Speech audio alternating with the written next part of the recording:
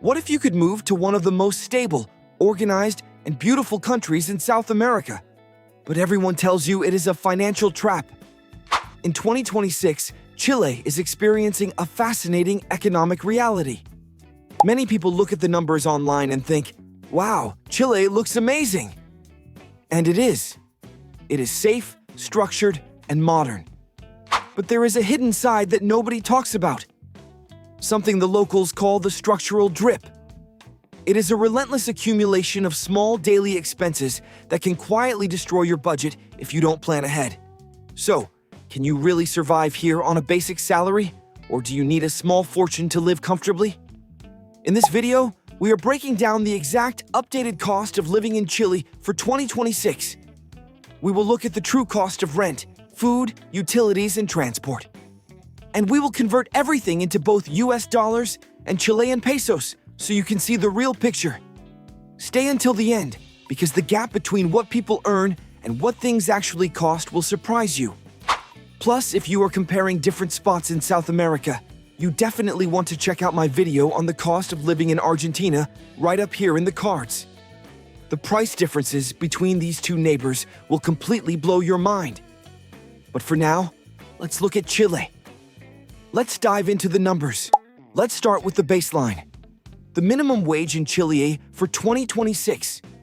Right now, the legal minimum wage sits at 540,000 Chilean pesos, which is roughly 540 US dollars a month. While this looks like a decent minimum wage compared to other Latin American countries, in reality, it is strictly a survival threshold.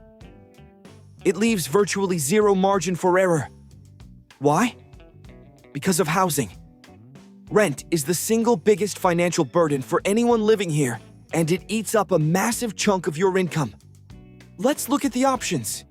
If you are on a tight budget and rent a single room in a shared house in Santiago Centro or the outskirts, you are looking at 200 to 280 US dollars a month. That's about 200,000 to 280,000 pesos. If you want your own space, like a small studio or a one-bedroom apartment, the price jumps to $350 to 480 US dollars, or 350,000 to 480,000 pesos.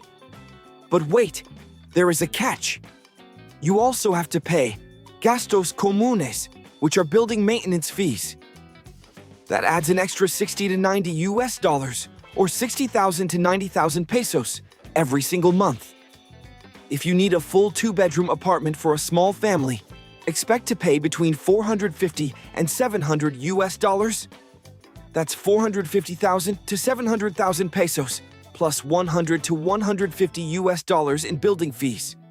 And if you are moving to mining cities in the north, like Antofagasta, prices skyrocket even higher, up to 950 US dollars a month. As you can see, if you only earn the minimum wage of 540,000 pesos, rent alone can easily consume up to 80% of your money.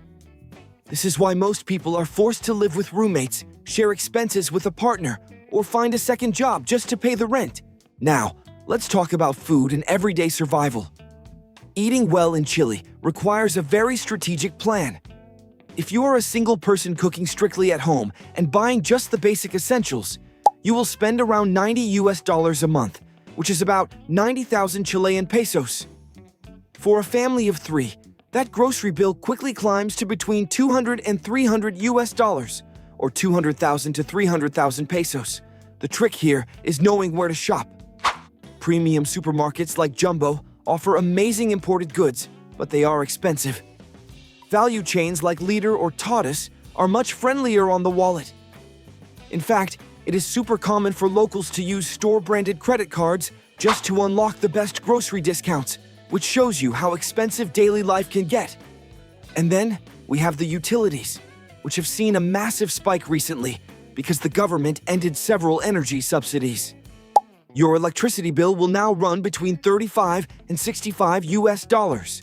That's 35,000 to 65,000 pesos, and it gets more expensive during the winter due to heating. Water is quite reasonable, at around 10 US dollars, or 10,000 pesos. A gas cylinder for cooking and hot water costs about 20 US dollars, or 20,000 pesos. And high-speed fiber optic internet and a mobile data plan will cost you between 15 and 25 US dollars, or 15,000 to 25,000 pesos. Moving around the city is very efficient, but it is a fixed cost you can't avoid. Public transport will cost you between 35 and 50 US dollars a month, about 35,000 to 50,000 pesos. If you travel during peak hours, a single ticket costs about 895 pesos, which is just under 90 cents of a dollar. When it comes to healthcare, the public system is a great safety net, but the wait times can be very long. Private healthcare is incredibly fast and high quality, but it is a luxury that is hard to afford on a basic income. Fun fact, things are so expensive here that many citizens actually travel across the border to Argentina just to buy their chronic medications because they are 2 to 3 times cheaper there. So, what is the final verdict? Is Chile financially feasible in 2026? The truth is, while the minimum wage is 540,000 pesos, economists and financial experts agree that a single person actually needs a dignified living budget of at least 1 million Chilean pesos, which is about 1,000 US dollars a month, to live comfortably, have their own space, and avoid falling into debt. Chile does not forgive financial improvisation. It is a wonderful, safe, and organized country. But to succeed here as an immigrant or a local, you absolutely must share expenses, live with a partner or roommate, and avoid unnecessary spending. Now that you know the real numbers and the true cost of living in Chile for 2026, I want to know your honest opinion.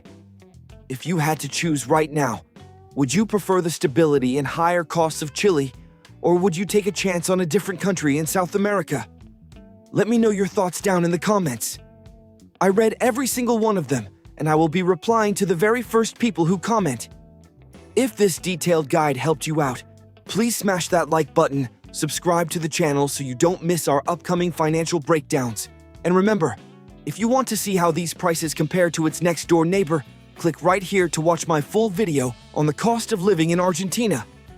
Thank you so much for watching, and I will see you in the next video.